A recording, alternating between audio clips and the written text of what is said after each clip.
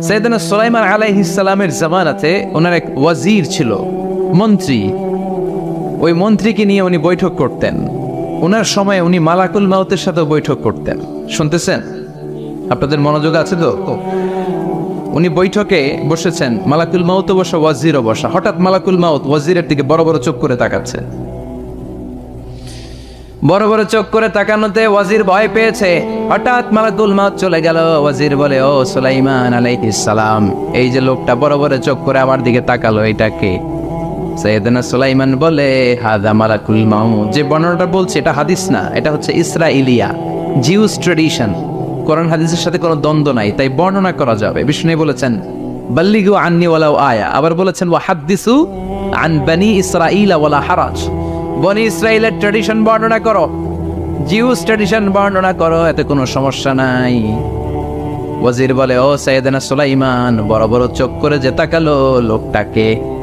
সাইয়েদনা সুলাইমান বলে, হাদা মালাকুল মাউত, এটা মৃত্যুর ফেরেশতা। ওয়াজিরের কলিজায় পানি নাই। এটা কি ফেরেশতা? শুনে তো পিলে চমকে গিয়েছে। কয় কি? মালাকুল মাউত তো আমার চিনে ফেলাইছে, বাড়ি চিনে ফেলছে, আমার খবর আছে। সাইয়েদনা সুলাইমান আলাইহিস সালাম জিনদেরকে দিয়ে কাজ করাতেন, মেঘমালাকে দিয়ে কাজ করাতেন, বিশাল সিংহাসন নিয়ে পৃথিবীর প্রাচ্য থেকে পাশ্চাত্যে ঘুরে বেড়াতেন। সাইয়েদনা সুলাইমানকে ওয়াজির বলে, ও সুলাইমান, মেঘমালাকে আদেশ করে দেন, আমি আর এই ফিলিস্তিনের ভূখণ্ডে থাকতে চাই না। আকাশের মেঘমালার উপরে আমারে বসিয়ে দেন, আর বলে দেন আমারে নিয়ে যেন আকাশের মেঘমালা হিন্দুস্তানের ওই দূর পর্বতে রেখে আসে। আকসা আল হিন্দ, হিন্দের সবচেয়ে দূরবর্তী জায়গায় যেন আমারে রেখে আসে। সাইয়েদনা সুলাইমান বললেন, আকাশের মেঘ যাও, আমার ওয়াজিরকে নিয়ে হিন্দুস্তানের একটা উপদ্বীপে রেখে আসো। রেখে আসা হলো। কিছুক্ষণ পর মালাকুল মাউত সাইয়েদনা সুলাইমানের কাছে হাজির। সাইয়েদনা সুলাইমান বললেন, ও মালাকুল মাউত, কই ছিলা? একটু আগে হিন্দুস্তান থেকে আপনার ওয়াজিরের রূহ কবজ করে আসছি। সুবহানাল্লাহ পড়েন। এটা আবার কেমন কথা, তুমি ওইখানে গেলা কেন? কয়, রব্বুল আলামিন কিছুক্ষণ আগে আমার কাছে পয়গাম পাঠিয়েছে, যাও সাইয়েদনা সুলাইমানের ওয়াজিরের রূহটা কবজ করো।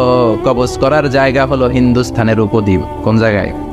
মালাকুল মাউত এসে দেখে সুলাইমান নবীর সাথে মিটিং করে। ওয়াজির কার সাথে মিটিং করে? সুলাইমান নবীর সাথে। কিন্তু ফরমানে লেখা রূহ কবজ করতে হবে কোথায়? হিন্দুস্তানে। সুবহানাল্লাহ না? এই জন্য বড় বড় চোখ করে আমি তাকিয়েছি, আর মনে মনে ভাবলাম টাইম তো নাই, কারণ মৃত্যু তো অন টাইমে হতে হয়, এখনই ওর রূহ কবজ করতে হবে। কেমন করে ওইখানে যাবে আমি জানি না, আমি আগে চলে যাই। মালাকুল মাউত চলে গেল, যে দেখে ওই জায়গায় ওয়াজিরও হাজির। সাথে সাথে রূহ কবজ করে আল্লাহর কাছে চলে গিয়েছে। পড়েন সুবহানাল্লাহ। এজন্য আল্লাহ বললেন, মালাকুল মাউত আমি নির্ধারণ করে দিয়েছি, পৃথিবীর প্রতিটি মানুষ মালাকুল মাউতকে দেখবে, চাক্ষুষ দেখবে, ভালো হলেও দেখবে, খারাপ হলেও দেখবে। কার কথা? ভালো মানুষ যদি হয়, আল্লাহওয়ালা যদি হয়, ইসলাম প্রিয় যদি হয়, ডানপন্থী যদি হয়, মৃত্যুর সময় মালাকুল মাউত আলা সূরাতি শাবিন আলা আহসানি সূরা, একজন যুবকের আকৃতিতে চমৎকার ধবধবে সাদা একটা জুব্বা পরে, জান্নাত থেকে জান্নাতি কাফন নিয়ে, হানুত মিন হানুতিল জান্নাত, জান্নাতের সুগন্ধি নিয়ে মুমূর্ষু রোগীর মাথার সামনে এসে বসে যায়, আর দেহটার ইঙ্গিত করে বলে, ইয়া আইয়াতুহান নাফসুত তাইয়্যিবা, ও পবিত্র আত্মা। আরেক বর্ণনায় এসেছে, ইয়া আইয়াতুহান নাফসুল মুতমাইন্নাহ, ও প্রশান্ত আত্মা, উখরুজি ইলা মাগফিরাতিম মিনাল্লাহ, আল্লাহর ক্ষমার দিকে বের হয়ে আসো। উখরুজি ইলা মাগফিরাতিম মিনাল্লাহি ওয়া রিদওয়ান, আল্লাহর ক্ষমার সন্তুষ্টির দিকে রূহটা বের হয়ে আসো। স্মুথলি বলার সাথে সাথে মুমিনের দেহ থেকে রূহটা বের হয়ে আজরাইলের হাতে চলে যায়। স্মুথলি বলার সাথে সাথে স্বাচ্ছন্দ্যে, আনন্দে মুমিনের দেহ থেকে রূহটা সা করে বের হয়ে মালাকুল মাউতের হাতে এসে পড়ে। পড়েন সুবহানাল্লাহ। আল্লাহ এমন মৃত্যু তুমি আমাদের নসিবে রেখে দিও, চিৎকার করে পড়েন আমিন। আর যারা ইসলাম মানে নাই, আর যারা কোরআন মানে নাই, আর যারা দিন কায়েমের আন্দোলন করে নাই, দিনকে ভালোবাসে নাই, বাম আর রামপন্থী ছিল, নাস্তিক ছিল, ইসলাম বিরোধী ছিল, তাদের কাছেও মালাকুল মাউত আসে কি আসে না? চিল্লায় বলেন, আসে কি আসে না? তাদের কাছেও আসে, কিন্তু আলা সূরাতি আকবাহি রাজুল, একজনের চেহারা যত ভয়ঙ্কর হতে পারে, যত নিকৃষ্ট হতে পারে, এরকম ভয়ঙ্করতম নিকৃষ্ট দুর্গন্ধওয়ালা একটা চেহারা নিয়ে আসে। রিজলাহু ফিল আরদ, পা থাকে জমিনে, রাসুহু ফিস সামা, হাদিসের বর্ণনা, পা দুইটা জমিনে, মাথা আকাশে। এসে ধমক দিয়ে জালিমের মাথার সামনে এসে বলে, ইয়া আইয়াতুহান নাফসুল খাবিসা, হে পাপাত্তা, হে অপবিত্র আত্মা, উখরুজি ইলা সাখাতিল্লাহি ওয়া গাদাবিহি, আল্লাহর রাগের দিকে, আল্লাহর অসন্তুষ্টির দিকে বের হয়ে আয়। মালাকুল মাউতের এই অর্ডার পাওয়ার সাথে সাথে রুহটা কিন্তু বের হয় না। মুমিনের রুহকে ডাক দিলে যেমনি স্মুথলি বের হয়, কাফিরের রুহ এভাবে বের হয় না। কথা বলেন, রুহটা ডানে যায়, ফাতাতাফাররাক, একবার রুহটা ডানে যায়, আবার রুহটা বায়ে যায়, আবার সামনে যায়, পায়ে যায়, হাতের মধ্যে ঢুকে ডানে বায়ে যায়। মালাকুল মাউত আবার ধমক দিয়ে বলে, ইয়া আইয়াতুহান নাফসুল খাবিসা, পাপাত্তা, বের হয়ে আয়। রুহটা আবার ডানে যায়, বায়ে যায়, সামনে যায়, পেছনে যায়। এবার খপাস করে মালাকুল মাউত রুহুকে ধরে টান মারে। সারা দেহটা থেকে প্রাণ রস সিক্ত করতে করতে দেহ থেকে রুহুটাকে টেনে হিচড়ে বের করে আনে। আর মুমূর্ষ রোগীটা চিৎকার মারতে থাকে, পড়েন না আউযুবিল্লাহ। একটা জীবন্ত ছাগলের চামড়াগুলো জবাই না দিয়ে কেউ যদি টেনে টেনে বের করে, ছাগল জবাই হয় নাই কিন্তু চামড়া এক পাশ থেকে টেনে টেনে টেনে হিচড়ে আপনি গা থেকে বের করলে যত কষ্ট হয়, এর চেয়েও বেশি কষ্ট দিয়ে মালাকুল মাউত বামপন্থী আর কাফেরদের রুহুটা দেহ থেকে বের করে আনে। পড়েন না আউযুবিল্লাহ। আমাদের রুহুটা যেন আল্লাহ, মুমিনদের রুহু আপনি যেভাবে কবজ করান, ওইভাবে যেন আমাদের রুহুটা বের হয়ে আসে। আরো জোরে পড়েন আমিন।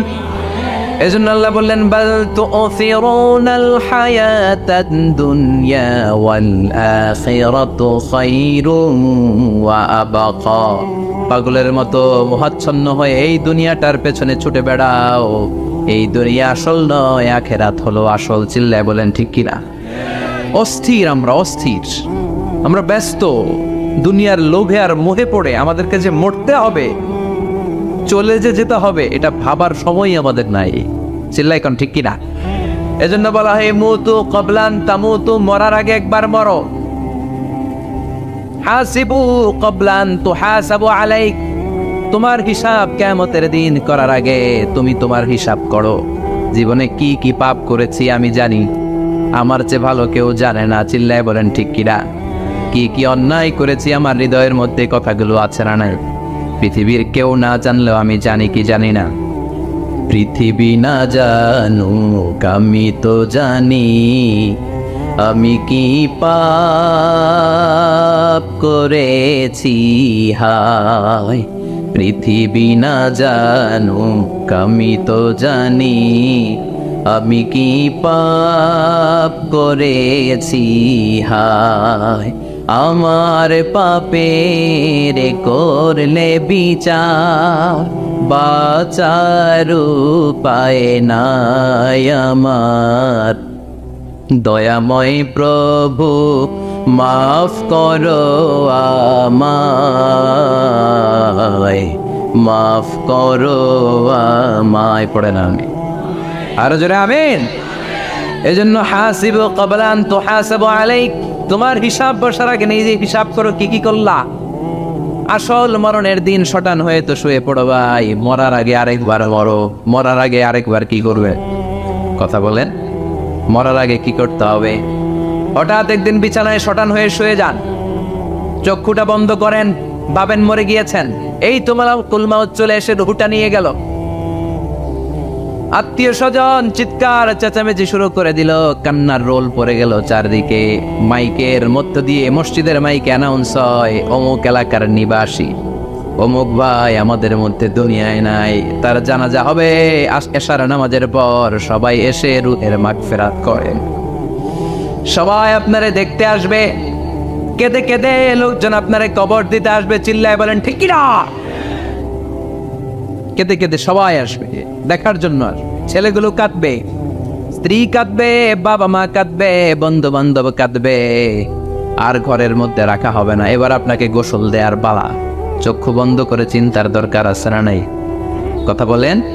হঠাৎ করে হঠাৎ করে শুনবি একদিন আমার মৃত্যুর খবর,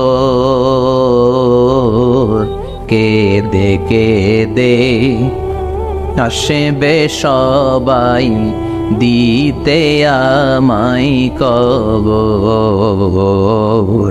দিতে আমায় কবর। ঠিক কিনা? একটু চোখটা বন্ধ করে ভাবেন, আপনাকে গোসল দেয়া হবে, জামাগুলো খোলা হবে, এত টাকা দিয়ে যে দামি গোসলখানা টাইলস লাগিয়ে ঘরে বানালেন, আপনার শেষ গোসলটা কি ওই দামি গোসলখানায় হবে? লাশ যেখানে ধোয়া হয় ওই জায়গায় ধোয়া হবে, আপনাকে কাফন পরানো হবে, আপনার কলিজার টুকরা ছোট বাচ্চাটারে বলা হবে আব্বু দেখে যাও তোমার বাবারে শেষবারের মতো দেখো।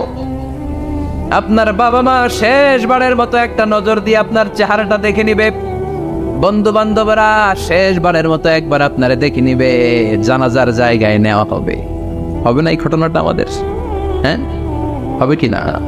হাজার হাজার মানুষ শেষ বিদায় দেওয়ার জন্য আসবে। 4টা তাকবীর দিয়ে ইমাম নামাজ শুরু করবে, আল্লাহু আকবার, আল্লাহু আকবার, আল্লাহু আকবার, আল্লাহু আকবার বলে নামাজ শুরু করবে। নামাজ শেষ, এবার পালকিতে করে কবরে যাওয়ার পালা। যেতেই হবে, যেতেই হবে। পালকিতে করে লোকজন নিতে শুরু করবে। কবরস্থানের ওই জায়গায় যেখানে মানুষ বছরে মানুষ না মরলে যায় না, ওই গহীন নিঝুম কবরস্থানে ঢুকানো হবে। পালঙ্ক থেকে নামিয়ে আপনার জন্য করে রাখা আগ থেকে কবরটার মধ্যে শুইয়ে দেয়া হবে। উপরে বাঁশ দিয়ে ছাউনি, শেষবারের মতো সবাই দেখে বাঁশের ছাউনির উপরে মাটি চাপা দিবে। ঠিক কিনা? চলে যাবে সব, কেউ নাই, অন্ধকার, শুধু অন্ধকার। এই অন্ধকার যেন শেষ হতে চায় না। এই ঘটনা ঘটবে না আমাদের? কথা বলে, ঘটবে কিনা? এজন্য মরার আগে এগুলো চিন্তার দরকার আছে না নাই? মরার আগে আরেকবার মরার দরকার আছে না নাই? এজন্য রব্বুল আলামিন বলেন, বাল তুসিরুনাল হায়াতাদ দুনিয়া ওয়াল আখিরাতু খায়রুন ওয়া আবকা। এই দুনিয়ার জীবনটাকে তোমরা আসল জীবন মনে করো, এটা আসল জীবন নয়। আসল জীবন হলো কবরের জীবন। চিল্লায় বলেন ঠিক কিনা? আল্লাহ তোমার এই দুনিয়ায়, আল্লাহ তোমার এই দুনিয়ায় কেউ আসে কেউ চলে যায়, তবু তোমার ভয়ে কারো কাঁদে না হৃদয়। এই দুনিয়াতে আমার বদলে গেল, চারিদিকে দেখি শুধু সুখেরই সফর, ভাবলো না ও নাওলা ছাড়া,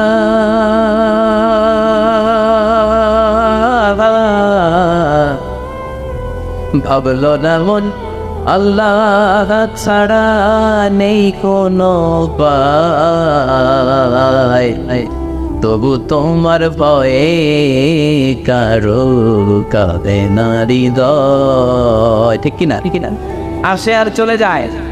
প্রতিদিন মাইকে অ্যানাউন্স শুনি অমুক এলাকার অমুক লোক নাই নাই, দাদা গেল, বাবা গেল, বড় ভাই গেল, আত্মীয় স্বজন গেল, আমাকেও যেতে হবে, এই চিন্তা মাথায় নাই। চিল্লায় করে ঠিক কি? এজন্য লাইফটা হলো one time, one chance, second chance আপনাকে দেয়া হবে নাকি? কাফেররা বলবে ইয়া রাব্বি আরেকটা সুযোগ দেন, লাউ আনলানা কাররা ইয়াকনি মাররা, আল্লাহ একটা সুযোগ যদি পেতাম দুনিয়াতে ভালো করে আসলাম। আল্লাহ বলবেন ইন্নাহা কালিমাতুন কাইলুহা, এটা শুধু তাদের মুখের কথা, তাদেরকে আবার সুযোগ দিলেও তারা কিচ্ছু করবে না। চিল্লায় এখন ঠিক কি? এজন্য একটা চান্স আমরা পেয়েছি, এই দুনিয়ার ওয়ান চান্সে আমরা ভয় পাবো একজনকে। চিল্লায় বলেন তিনি কে? এজন্য যেতে আমাদেরকে হবে। এই মরণ থেকে পালানোর কোনো সুযোগ কেউ পালাতে পারে নাই। এই মরণ হলো আখিরাতের প্রবেশদ্বার। মরণ নামক পালকিতে চড়ে আমরা কবরের ভিতরে ঢুকি। মরণ বলো প্রথম পর্ব, কবর বলো দ্বিতীয় পর্ব। যেরকম ঠিক কি রাখি। এজন্য বিষ্ণু বললেন রাউদাতুম মিন রিয়াদিল জান্নাহ আও হুফরাতুম মিন হুফারিন নার। কবর হলো কারো জন্য জান্নাতের বাগান, কারো জন্য জাহান্নামের গর্ত। আমরা বলি আল্লাহ আমাদের কবরটারে জান্নাতের বাগান বানাবো। আর জোরে পড়া আমিন। আবার বিষ্ণু বললেন ইন্নাল কবরা আউয়াল মানজিল মিন মানাজিলিল আখিরাহ। কবর হলো আখিরাতের মঞ্জিলগুলোর প্রথম মঞ্জিল। আখিরাতে একটার পর একটা অনেকগুলো স্টেশন আপনাকে পার হতে হবে। প্রথম স্টেশনটার নাম হলো কবর। প্রথম স্টেশনের নাম কি? এই কবর নামক স্টেশনে যদি আপনি মাফ পেয়ে যান, সামনের সব স্টেশনগুলোতে মাফের ব্যবস্থা করবে কি?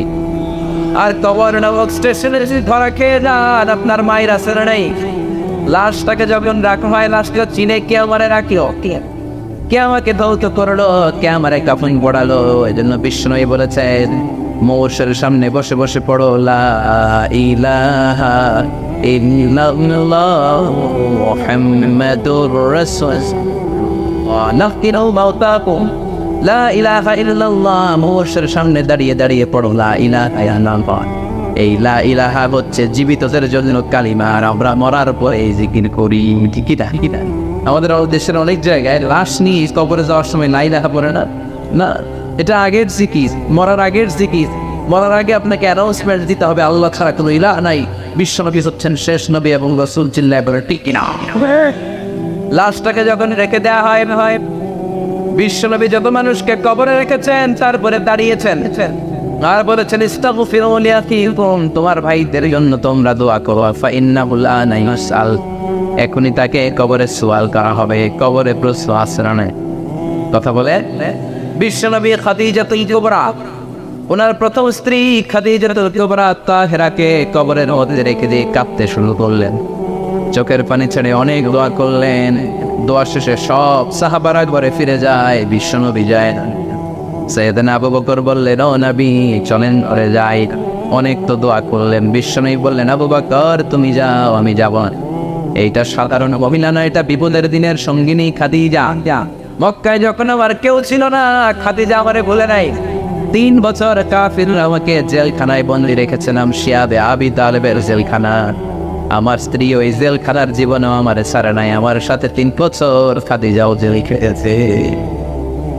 একটাই মহিলা, যেই মহিলাকে আল্লাহ আরশের উপর থেকে সালাম দিয়েছে, মহিলাটার নাম খাদিজা। আল্লাহু আকবার। আমার সব সন্তান আল্লাহ খাদিজার পেট থেকে দিয়েছে। ফাতেমাতুজ জোহরা খাদিজার মেয়ে, জাইনাব খাদিজার মেয়ে, উম্মে কুলসুম খাদিজার মেয়ে, রুকাইয়া খাদিজার মেয়ে, আবুল কাসেম বিশ্বনবীর ছেলে খাদিজার ছেলে আব্দুল্লাহ, যাকে তাইয়্যিব এবং তাহের নামে আমরা চিনি, সেও খাদিজার ছেলে। সুবহানাল্লাহ। ও আবু বকর, আমার এই কলিজার টুকরা, আপনিও তোমার খাদিজারে রেখে দিয়ে কেমনে বাসায় যায়? তুই যাও, আমি দাঁড়িয়ে থাকবো। এখনই মুনকার নাকির এসে খাদিজারে প্রশ্ন করবে, আমি দেখবো খাদিজা উত্তর দিতে পারে কিনা।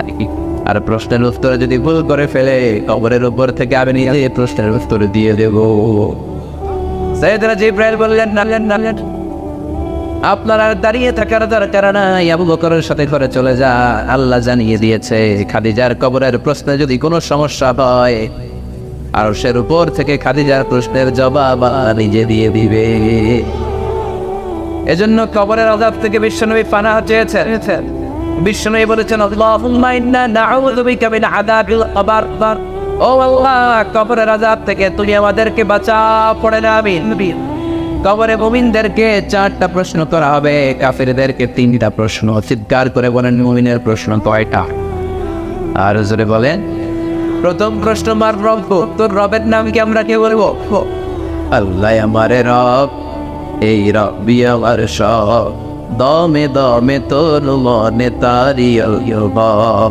আল্লাহ আমারে রব, এই রব্বি আমার সব। পড়েন আমি। দ্বিতীয় প্রশ্ন, আমার দিন উত্তর, দিনের নাম কি, ধর্মের নাম কি? তৃতীয় প্রশ্ন, মান হাদার রাজুল, এই লোকটা কে? আমরা বলবো মুহাম্মদ সাল্লাল্লাহু। 3টা প্রশ্নের উত্তর যখন আপনি কবরে করে দিতে পারবেন, অতিরিক্ত একটা প্রশ্ন ওয়ামা ইলমি, এই যে 3টা প্রশ্নের উত্তর পাল্লা কেমন করে উত্তর যাও কোত্থেকে শিখেছ? নকল করে আনছো? কাফল কাপড়ে পরীক্ষা বলে নকল আছে না? হাতে নকল আছে না? পায়ে নকল, মোজার ভিতরে নকল আছে না? মোবাইলে নকল আছে না? নকল থেকে আল্লাহ আমি বাঁচাও। আরো আসতে আমি কিভাবে জানলা, কেমন করে 3টা প্রশ্নের উত্তর শিখলা? What is the source of your knowledge? তথ্যসূত্র কি? আপনাকে বলতে হবে আমি যেই কিতাবটা থেকে শিখেছি কিতাবটার দাম কি। চিল্লায় বলেন কিতাব। এই কিতাবটা হলো কোরআন। আপনাকে বলতে হবে কোরআন থেকে আমি শিখেছি, বিশ্বনবীর হাদিস থেকে আমি শিখেছি। 4টা প্রশ্নের উত্তর যখন পারবেন ওই ফেরেশতারা বলবে আহলান সাহলান, ও সামনে কংগ্রাচুলেশন, বাহ বাহ, তুমি তো চমৎকার পেরেছো।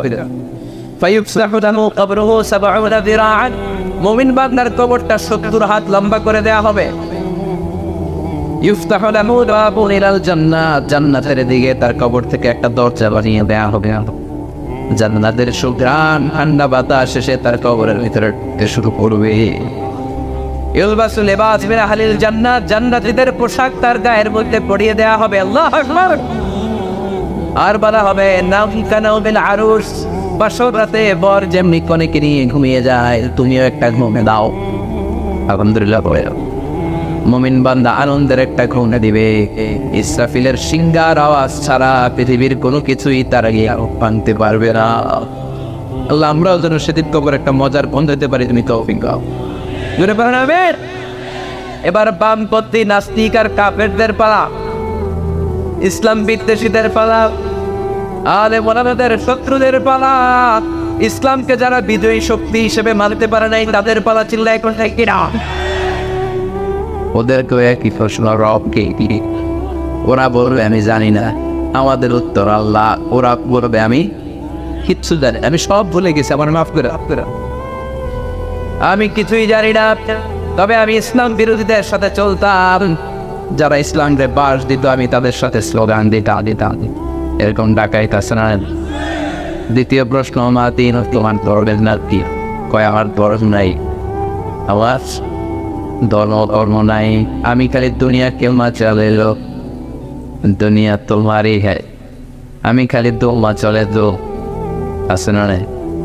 আমি শুধু মৌজ মাস্তিতে ব্যস্ত ছিলাম, আমার দুনিয়া নাই, দিন নাই, আখেরাত নাই, রবকে আমি জানি না, ধর্মকে জানি না। ইসলাম বিরোধী রাজনীতি আমি করতাম, মাও সেতুদের রাজনীতি, কার্ল মার্কসের রাজনীতি, বুশের রাজনীতি, ডোনাল্ড ট্রাম্পের রাজনীতি, পাওয়ার রাজনীতি। চিল্লায় ঠিক কি রাখ, কোনো ধর্ম নাই। এই লোকটাকে চিনা বলো। বিশ্বনবীর চেহারা দেখিয়ে বলা হবে এই লোকটাকে, কয় জানি না। এরে আমি মানতাম না, এরে আমি গালি দিলাম। এরকম জাহান্নার নরকি আদি পরিচয় কিন্তু বাংলাদেশ আজকাল নাই। এই মহামানবটাকে গালি দিয়ে পয়সাচিক আনন্দ পায়। পত্রিকায় লিখে, ব্লগের মধ্যে লিখে, ইন্টারনেটে কার্টুনে বানিয়ে পয়সাচিক উক্তি করেন। এগুলো জাহান্নামের কি? এগুলো জালত সব তার বাপ মায়ের ঠিক নাই। যে আমার নবীরে যারা গালি দেয় এটা বাপ মায়ের ঠিক আছে? এগুলোর কোনো গোড়া আছে? এগুলোর কোনো শেকড় আছে? এগুলো আঘাত চিৎকার করে বলো ঠিক কিনা? বলবে আমি জানি না। ফেরেশতারা বলবে দাঁড়া, আমরা জানি। তোর সাথে কেমন আচরণ করতে হবে আমাদেরকে ট্রেনিং দিয়ে থেকে। এবার শিব হবে মায়ের, কি শুরু হবে? কথা বলে মাই লোহার হ্যামার দিয়ে শুরু হবে। এক একটা হ্যামারের বাড়িতে মাথাটা ফেটে চূর্ণ বিচূর্ণ হয়ে যাবে। দেহটা জমিনের ভেতরে 70 গজ ঢুকে যাবে, দেবে যাবে। ওর চিৎকারে কবরস্থানটাও থারথার করে কাঁপবে। আবার জমিনকে বলা হবে ইলতাইমি চাপা দে। জমিনে ঢুকে যাওয়ার পরে জমিনের পাশ থেকে একটা চাপা, মাটি চাপা, ডান দিক থেকে মাটি চাপা, 2 চাপায় ডান দিকের পাজর বায়ে চলে যাবে, বাম দিকের পাজর ডানে চলে আসবে। ওর চিৎকারে কবরস্থানটা থারথার করে কাঁপবে। আল্লাহ এই ধরনের পরিস্থিতি থেকে তুমি আমাদেরকে বাঁচাও। আরো চিৎকার করে আমিন। এজন্য কবরের এই প্রস্তুতি নেওয়ার দরকার আছে না নাই? কোরআনের পক্ষে থাকার দরকার আছে না নাই? ইসলামের পক্ষে থাকার দরকার আছে না নাই? ইসলামী আন্দোলনের সাথে থাকার দরকার আছে না নাই?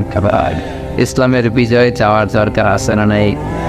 যে লোক ইসলামের বিজয় চায় না, যে লোক চায় না ইসলাম দিয়ে দেশ শাসিত হোক, যে লোক চায় না কোরআনটা সংসদ ভবনে নেতৃত্ব দেয়, তার অন্তরে ঈমান থাকতে পারে নাকি? চিল্লায় বলেন পারে?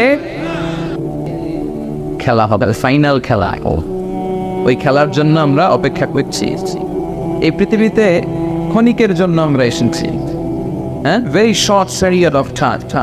আসল সময় শুরু হবে সেদিন, কিয়ামতের দিনটাই, এদিন আমরা উলঙ্গ হয়ে দাঁড়াই।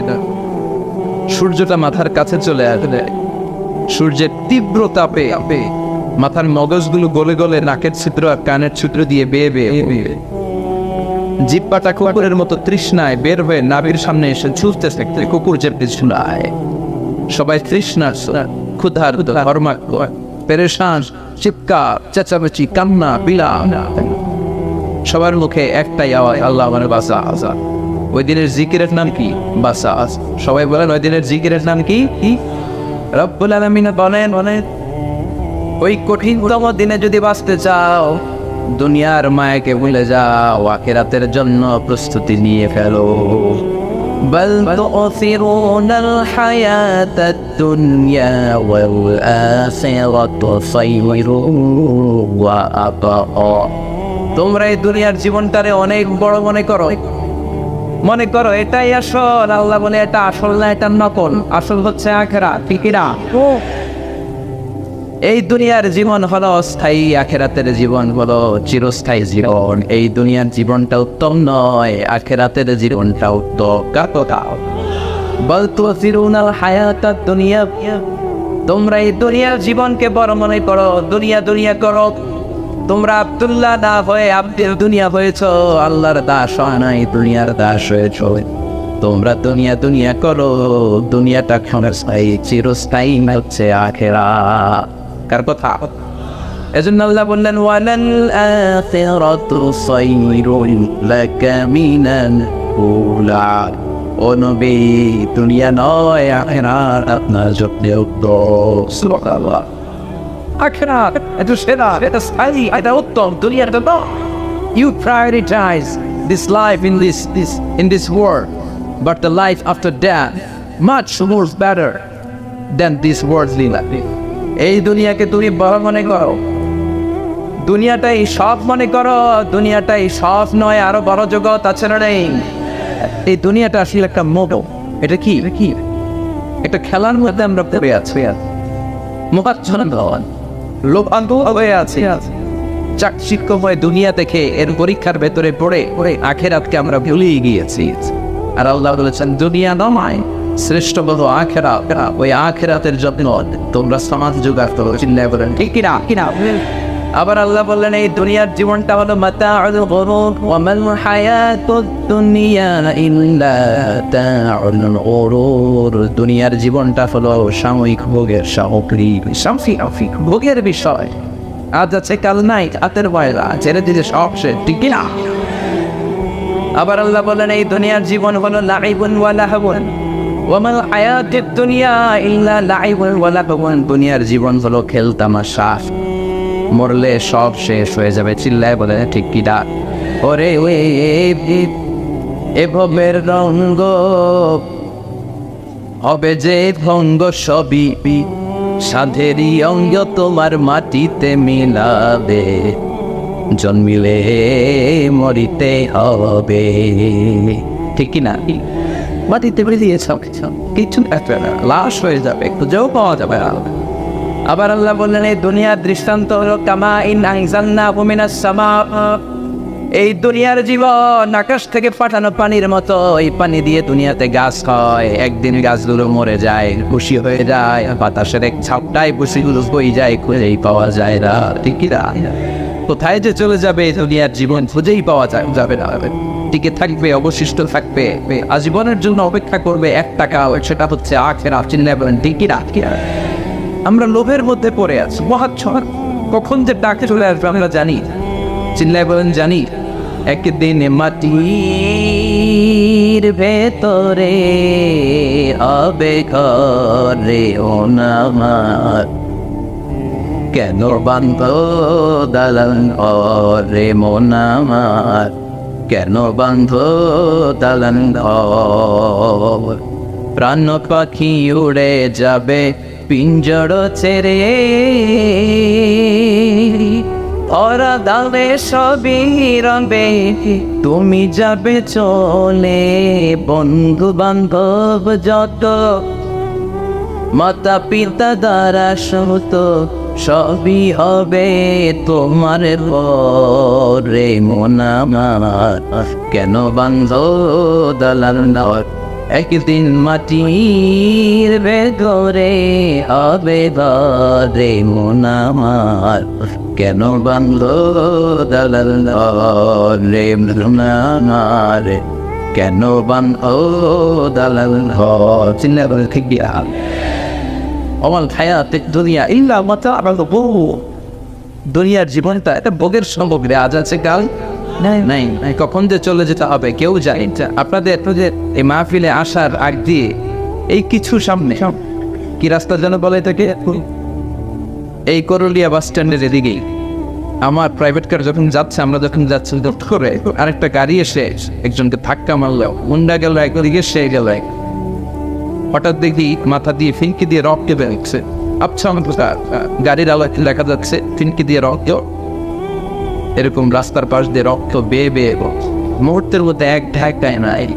তার কত চিন্তা ছিল, কত প্ল্যান ছিল জীবন, সুন্দর সংসার পূজায় বাবা মা মুখ খুশি করবে, সমাজের জন্য অনেক কিছু উপহার দেবে।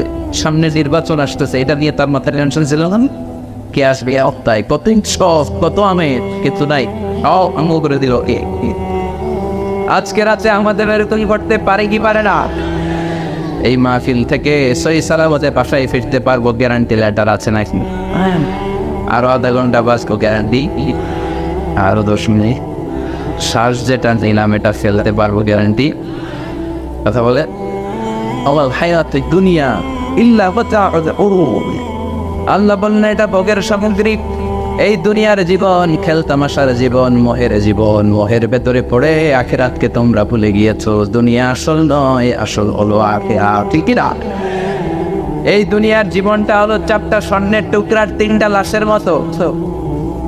মনোযোগ দিয়ে শুনবেন, কয়টা স্বর্ণের টুকরা? লাশ কয়টা? বনি ইসরায়েলের জামানাতে 3 যুবক ভাগ্যের সন্ধানে, ভাগ্য চেঞ্জ করার জন্য কাজের সন্ধানে তারা বের হয়েছে। পথিমধ্যে গুপ্তধন পেয়েছে, 4টা স্বর্ণের টুকরা পেয়েছে 3 জন। কয়জন? কয়টা স্বর্ণের টুকরা? 4টা স্বর্ণের টুকরা পেয়ে মহা খুশিতে কে আমাদেরকে পায়। আজকে স্বর্ণের টুকরা ভাগ করে আমরা অনেক ধনী হয়ে যাবে। এক বন্ধু বলল পেটে অনেক ক্ষুধা লেগেছে, আগে বাজার থেকে খাবার নিয়ে আয়। তারপরে 3 জন বন্ধু মিলে 4টা স্বর্ণের টুকরা ভাগ করে নিয়ে যাব। এক বন্ধুকে বাজার থেকে রুটি কিনে আনানোর জন্য পাঠিয়েছে। বাকি 2 বন্ধু এবার বসে বসে পরামর্শ করে, ওইটারে যদি মেরে ফেলতে পারি ভারী বটোয়ারার দরকার নাই, তুই নিবি 2টা, নিব 2টা। সহজে গেল, ও নিবে 2টা, এ নিবে 2টা, আর ওটার মেরে ফেলবে। যেটা রুটি আনতে গেছে ওটা মনে মনে ভাবে রুটিতে যদি বিষ মিশাতে পারি, কি মিশাতে পারি, আর ওই 2টারে যদি খাওয়াইতে পারি তাহলে সব আমার, গোটা দুনিয়া আমার, দুনিয়াকে মজা এলো, দুনিয়া তো ভালো নয়। যে চিন্তা ওই কাজ, রুটির মধ্যে বিষ মেখে নে বন্ধুদের কাছে দিয়েছে। 2 বন্ধু মিলে ওইটারে কুষাণ শুনে পড়ছে, ঘুষাইতে শেষ। একটা শেষ, উইকেট একটা পড়ছে। কয়টা? আর আছে উইকেট কয়টা? ওই 2 উইকেট কয় ক্ষুধা লাগছে এটা মারতে, অনেক কষ্ট হয়েছে, আগে খাইয়া লই আগে কি করি। ওই 2টা মিলে বিষ মাখানো রুটি খেতে শুরু করেছে। বিষ খাওয়ার পর ওই 2 উইকেটও শেষ, কেউ নাই। 3টাই লাশ হয়ে পড়ে আছে, 4টা স্বর্ণের টুকরা পাশে পড়ে আছে। এটাই হলো দুনিয়ার জীবন। চিল্লায় বলেন ঠিক কিরা? এজন্য আল্লাহ বললেন, গোলাম থাকতে আসো নাই, চলে যাবা। কুল্লু নাফসিন যায়িকাতুল মাউত সুম্মা ইলাইনা তুরজাউন। সবাইকে মরতে হবে, কেউ থাকবে না। এই পৃথিবীতে প্রাণ নিয়ে যারা আগুন ধরার সুযোগ পেয়েছে সবাই মরবে। আজ আগে পরে সবাইকে যেতে হবে। চিল্লায় বলেন ঠিক কি না? আবার আল্লাহ বললেন, আইনামা তাকুনু ইউদরিকুমুল মাউত। যেখানেই থাকো না কেন মৃত্যু তোমাদেরকে ছাড়বে না, মৃত্যু তোমাদেরকে সাক্ষাৎ করবে। মৃত্যু তোমাদেরকে খুঁজে বের করবে, যদিও সুদূর আকাশ পানে পালাও সেথায় লাগিয়ে সিঁড়ি। আকাশের উপরে যদি বিশাল সিঁড়ি লাগিয়ে চতুর্থ আকাশে চলে যান, চাঁদের মধ্যে বাড়ি করেন, মঙ্গল গ্রহে বাড়ি করেন, ওই জায়গায় মালাকুল মউত আপনারে খুঁজে পাবে। তাহলে চাঁদেও খুঁজে পাবে, মঙ্গল গ্রহে যদি যান, স্যাটেলাইট, আমাদের একটা বঙ্গবন্ধু স্যাটেলাইট চ্যানেল লঞ্চ করা হয়েছে না, ওইখানে গেলে তো আর নাই কথা বলে। আল্লাহ বললেন ওয়াজাআত সাকরাতুল মাউত বিল হাক, মৃত্যুর কষ্ট তোমাদের ছাড়বে না, যেখানেই তোমরা থাকো না কেন মৃত্যু ঠিকই তোমাদের পাকড়াও পড়বে, চিল্লাবেন ঠিকইরা। আবার মৃত্যুর একটা নির্ধারিত সময় আছে, ওই সময় যখন আসে 1 সেকেন্ড আগেও আসে না, পরেও আসে না। কার কথা? লিকুল্লি উম্মাতিন আজালুন ফাইযা জাআ আজালুহা লা ইস্তাখিরুনা সাআতান ওয়ালা ইস্তাকদিমুন। মৃত্যুর জন্য একটা নির্ধারিত টাইম আছে, টাইমটারে বেঁধে দিয়েছে কি? ওই টাইমটা যখন চলে আসে 1 সেকেন্ড আগেও আসে না, 1 সেকেন্ড পরেও আসে না, অন টাইম আসে। কিভাবে আসে? On time. তখন বলেন, সবাই বলেন অন টাইম। আরো জোরে বলেন। Death will come on time. Death is never late. মৃত্যু যখন আসে অন টাইমে আসে, নির্ধারিত একটা সময় আসে, ওই সময়ের আগেও আসে না, পরেও আসে না। 1 সেকেন্ড আগেও আসবে না, পরেও আসবে না। মনে করেন আপনাকে রব্বুল আলামিন 60 বছরের হায়াত দিয়েছে, আপনার বয়স এখন 50 বছর, আরো বাকি কয় বছর। এখন গোটা বিশ্বের সবাই মিলে যদি আপনারে মারতে চায়, কিছুই করতে পারবেন। কথা বলে। আবার রব্বুল আলামিন আজ রাত 12টায় আপনার হায়াত কেড়ে নেবে, মালাকুল মউত এসে রূহ কবজ করবে। দুনিয়াতে আর থাকার কোনো পারমিশন আপনার নাই, থাকার কোনো সুযোগ নাই। গোটা বিশ্বের সবাই মিলে যদি আপনারে রাখতে চায়, রাখতে পারবে না। কথা বলে চলে যেতে হবে। এই পৃথিবীতে আসার একটা সিস্টেম থাকে, যাওয়ার কোনো সিস্টেম ঠিক কিনা? আসার সময় আগে আসছে আমার দাদা, তারপর আমার বাবা, তারপরে আমি, তারপরে আমার ছেলে, তারপরে আমার নাতি, তারপরে তার ছেলে, ঠিক কিনা? তার মানে আসার একটা সিরিয়াল আছে, যাওয়ার কোনো সিরিয়াল আছে নাতি? কথা কম নাকি সিস্টেম? দাদা আগে আসছে, দাদাই আগে যাবে, নাতি যেতে পারবে। আর বলে দাদার আগে নাতি মরে, এরকম আছে না নাই? মায়ের আগে মেয়ে যায়, আছে না নাই? মুরব্বী বাজানেরা বেঁচে থাকে, আমাদের মতো যুবকগুলো অ্যাক্সিডেন্টে মারা যায়, আছে না নাই? আবার অসুস্থরা বেঁচে থাকে, সুস্থরা মরে যায়, আছে না নাই? হাসপাতালে রোগীগুলো বেঁচে থাকে, ডাক্তার মরে যায়, আছে না নাই? উখিয়ে তো ডাক্তার মরে না, মরে দিকেও ডাক্তার নয়, ওনারা না বাসায় মানুষে। হ্যাঁ, আল্লাহ বাঁচায়, ডাক্তার হচ্ছে ওসিলা, চিল্লা এখন ঠিক কিনা? তার মানে এই মরণের একটা সিরিয়াল, দুনিয়ার থেকে চলে যাওয়ার কোনো সিরিয়াল থাকে না, মরে যাওয়ার সিরিয়াল থাকে না, আসার একটা সিরিয়াল থাকে, যাওয়ার কোনো সিরিয়াল থাকে না। কি বলেন? যদি বলেন আবার চলে যাওয়ার কোনো ভরসা নাই, 1 সেকেন্ডের মধ্যে সর হয়ে যায়। একটা সঙ্গীত আছে না, 1 সেকেন্ডের নাই বরিশা, রঙ্গ হবে রং তামাশা, চক্ষু জুজিলে হায়রে তম ফুরাইলে, চিল্লা বলে ডেকিরা হায়রে মানুষ রঙিন ফানুষ দম ফুরাইলে, তবু তো ভাই দারুরি নাই একটুখানি। কথা কয় হায়রে মানুষ রঙিন ফানুষ, রঙিন ফানুষ, হায়রে মানুষ, চিল্লা বলেন ডেকিরা। যে কোনো সময় চলে যায়। এই গানের যিনি সিঙ্গার ছিলেন, আমরা তখন ছোট, ফিরোজ শাহ বা ফিরোজ শাহ না, 1 সেকেন্ডের নাই ভরসা, ভঙ্গ হবে রং তামাশা, চক্ষু গুছিলে হায়রে দম ফুরাইলে। এই গানটা উনি গাইতে গাইতে স্টেজে মারা গিয়েছেন, দেখেন নেই, মুরব্বীরা জানবে। তার মানে মৃত্যুর গান গেতে গেতে অনেকে মৃত্যুবরণ করে, এরকম আছে না নাই? অনেকে খাওয়ার টেবিলে বসে মারা যায়, আছে না নাই? ফুটবলার ফুটবল খেলতে খেলতে মরছে, দেখেন নেই? ক্রিকেট খেলতে খেলতে মরা যায়, আছে না নাই? রেসলিং খেলতে খেলতে মারা যায়, দেখেন নেই? হ্যাঁ, এরকম ভিডিও দেখা যায় যে প্রতিপক্ষকে রেসলিং খেলায় মারতে মারতে শেষ, এখনই জিতে যাবে, হঠাৎ করে তাকে কিচ্ছু বোঝায়, হঠাৎ করে জমিনে উল্টে পড়ে যায়, রেফারি এসে মাটিতে বাড়ি মারে, আর লড়ে না, আছে না? তারপরে কি করে? মাটিতে বাড়ি মারে, এতক্ষণ সে জিতে যায়, এখন আর নড়েই না। তাকাতে তাকাতে দুনিয়া থেকে নাই। অনেক টেলিভিশনের নিউজ রিপোর্টার রিপোর্ট করতে করতে নাই, দফুরাইলে শেষ হয়ে। অনেকে অ্যাক্সিডেন্টে মরে, সড়ক দুর্ঘটনায়, অনেকে বিমান দুর্ঘটনায় মরে, আকাশে মরে না, অনেকে পানিতে মরে, অনেকে আগুনে পড়ে মরে, অনেকে ক্রস ফায়ারে মরে, আছে না নাই? আবার অনেকে রাত্রিবেলা বিছানায় ঘুমোতে যায়, সকালে আর ওঠে না। কত ধরনের মরেন। আল্লাহ তুমি আমাদেরকে ভালো মরণ দিও, ইমানি মরণ দিও। ইমানের পথে অবিচল থেকে আমার মরণ যেন হয়।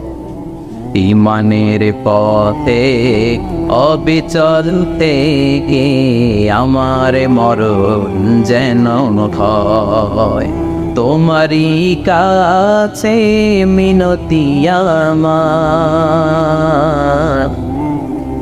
তোমারই কাছে মিনতি আমার, মহা মহিম দয়াময়। ইমানের পথে বিচল থেকে আমার মরণ যেন হয়। চিল্লে পড়ে না আমি। তার মানে কে কোথায় মরবো আমরা কেউ জানি নাকি? ওমা তাদরি নাফসুম বিআইয়ি আরদিন তামুত, কোন জায়গায় মরবা, কখন মরবা কেউ আমরা জানি না, কিন্তু মরবো সবাই জানে, ঠিক কিনা? কুল্লু নাফসিন যায়িকাতুল মাউত, প্রত্যেকটি আত্মার মৃত্যুবরণ করতে হবে, এটা আমরা সবাই জানি। The most certain thing in life is death, but the most uncertain thing in our life is the type of death.